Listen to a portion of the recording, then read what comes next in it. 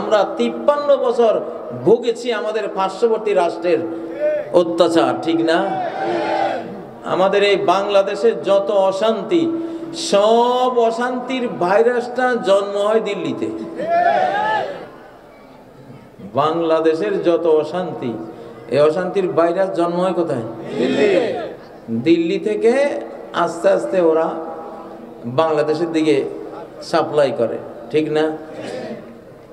কিয়ামতের ময়দানে আল্লাহ তাআলা নবীদের সুপারিশ, ইমানদারদের সুপারিশ, সব সুপারিশ শেষে দেখবেন যে হাজার হাজার কোটি এমন মানুষ পড়ে আছে যাদের জীবনে কোনো আমলনামা নেই, শুধু একবার মাত্র সারা জীবনে লা ইলাহা ইল্লাল্লাহ বলেছিল। কয়বার? শেষ, আর কিচ্ছু নাই, একবার। এখন ওরা জাহান্নামে পড়ে আছে। বেঈমান চিরস্থায়ী জাহান্নামীরা কয় যে তুমি তো একবার বলেছিলা লা ইলাহা ইল্লাল্লাহ, একবার তো তুমি লা ইলাহা ইল্লাল্লাহ বলেছিলা, কি লাভ হয়েছে তোমার একবার লা ইলাহা ইল্লাল্লাহ বলে? আমাদের সাথে তুমি জাহান্নামে জ্বলতেছো। আল্লাহ শুনেছেন, আল্লাহ সব শোনেন কিনা? আল্লাহ বলেন ওয়াইজ্জতি ওয়া জালালি, আমার কালেমা জীবনে একবার হলেও মুখে নিয়েছে, অন্তরে ধারণ করেছিল, আর তোরা বললি একবার কালেমা লা ইলাহা ইল্লাল্লাহ বলে কি লাভ হলো?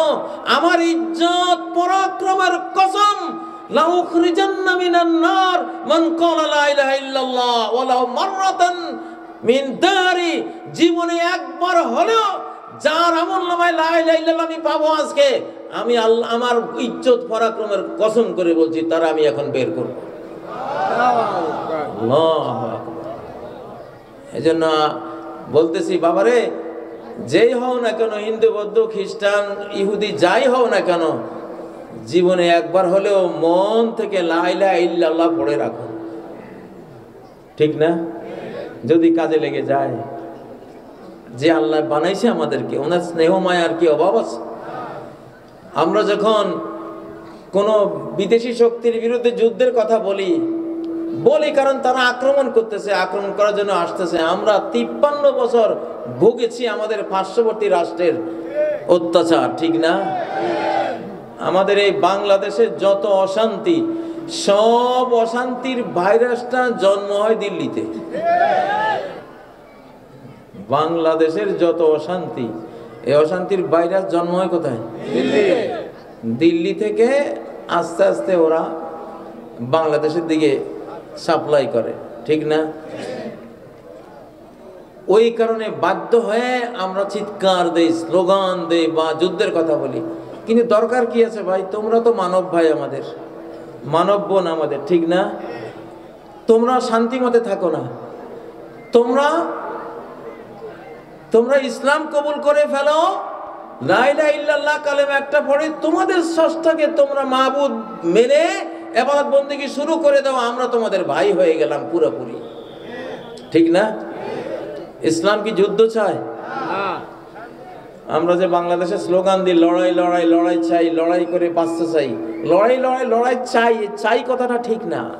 কারণ হাদিস আমি আরো এক মাহফিলে বলেছিলাম, নবীজি বলেছেন লা তাতামান্নাউ লিকা আল আদু, দুশমনের মুখোমুখি হওয়ার আকাঙ্ক্ষা কখনো করো না। সাল্লাল্লাহু আলাইয়া, আল্লাহর কাছে নিরাপত্তা চাও। আল্লাহর কাছে কি চাও? নিরাপদ। যুদ্ধ প্রথমে খুব ভালো লাগে, পরে যখন আহত, নিহত, ঠ্যাং নাই, পা নাই, চোখ নাই, বাবা শহীদ হয়ে গেছে, মা মরে গেছে, ভাই বোন নাই, চতুর্দিকে চাচা নাই, জ্যাঠা নাই, আহারে সব লাশ আর লাশ, তখন আর কেউ যুদ্ধ করতে চায় না। বুখারী শরীফে আরবদের একটা কবিতা আছে, যুদ্ধের কবিতা, কয় আল্লাহ হারবু আওয়ালা মা তাকুনু ফাতিয়াতান তাসাব জিনাতাহা লিকুল্লি জাহুলি, যুদ্ধ বিগ্রহ প্রথমে যেন একটা সুন্দরী তরুণী, এই তরুণীর রূপ দেখার জন্য সব জাহেল জুয়ালা হুমড়ি খেয়ে পড়ে। হ্যাঁ, যুদ্ধ লাগলে দেখেন না আমার কি কম আছে নাকি? হ্যাঁ, সবাই হুমকি ধমকি দেয়, নিজের বন্দুকের নল বের করে, ঠিক না? ট্যাঙ্ক দেখায়, প্রথমে সবাই লাগে। হাত্তা ইযা ইসতাআলাত ওয়া শাব্বাত রামুহা ওয়াল্লাত আজুজান গায়রা যাতি হালিলি। যুদ্ধ যখন সঙ্গীন পর্যায়ে চলে যায়, হাজার হাজার লাখ লাখ লাশ পড়ে যায়, আহত নিহতের দেশ গ্রাম গঞ্জ ঘরে ঘরে কারবালা মাতম শুরু হয়ে যায়, তখন এই যুদ্ধ হয়ে যায় এমন বুড়ি, এমন অশীতিপর বৃদ্ধা, এই বৃদ্ধার দিকে বৃদ্ধাদের সিনেমায় নাচতে যায়, কেউ দেখতে যায় না। ঠিক না ঠিক? যুদ্ধটা এরকমই। অতএব যুদ্ধের পরিণতি, যেহেতু হাজার হাজার লাখ লাখ মানুষের কান্না, এই জন্য কোন নবী যুদ্ধ চান নাই। আল্লাহ নবী আমাদেরকে শিখিয়েছেন, লা তাতামান্নাউ লিকা আল আদু, দুশমনের মুখোমুখি হওয়ার আকাঙ্ক্ষা কখনো করো না, বরং কি চাও? আল্লাহর কাছে কি চাও? সাল্লাল্লাহু আলাইহি নিরাপত্তা চাও। কিন্তু তারপরেও তো যুদ্ধ হয় না? না হয়? তুমি হলো ডিফেন্সিভ। যুদ্ধ যখন গায়ের উপরে এসে পড়বে, মাথার উপরে এসে পড়বে, তখন আল্লাহকে সাথে নিয়ে সর্বশক্তি দিয়ে রুখে দেবে, সর্বশক্তি দিয়ে ঝাঁপিয়ে পড়বে।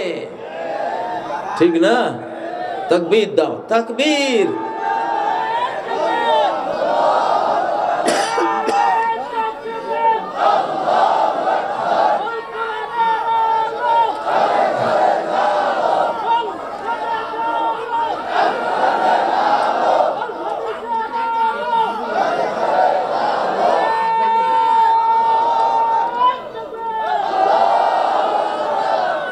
এই মহাবিশ্বের সবচেয়ে শক্তিমান হাতিয়ার হলো তাকবীর, সবচেয়ে শক্তিশালী ক্ষেপণাস্ত্র হলো তাকবীর, সবচেয়ে ভয়ঙ্কর ট্যাঙ্ক হলো তাকবীর, সবচেয়ে ভয়ানক উইপন্স হলো কি?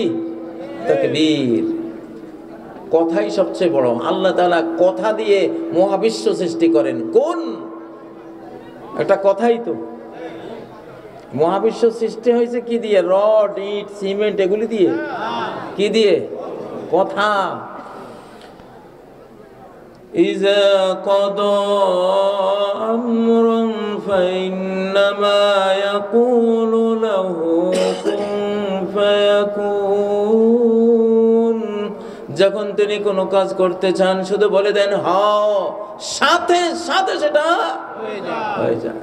এই জন্য কথার চেয়ে শক্তিশালী আল্লাহর মহাবিশ্বে আর কিছু নেই। এখানে সুবহানাল্লাহ বলেন, কি পাওয়ার! সাথে সাথে জান্নাতে গিয়ে এত বড় একটা বৃক্ষে পরিণত হয়, 100 বছর দ্রুতগামী ঘোড়া দৌড়ালেও সেই গাছের ছায়া শেষ হবে না। কথার ক্ষমতা কি, কথার পাওয়ার কি! হযরতে ইব্রাহিম আলাইহিস সালাম নমরুদের আগুনে পড়ে একটা কথা বলেছিলেন, হাসবি আল্লাহু ওয়া নি'মাল ওয়াকিল।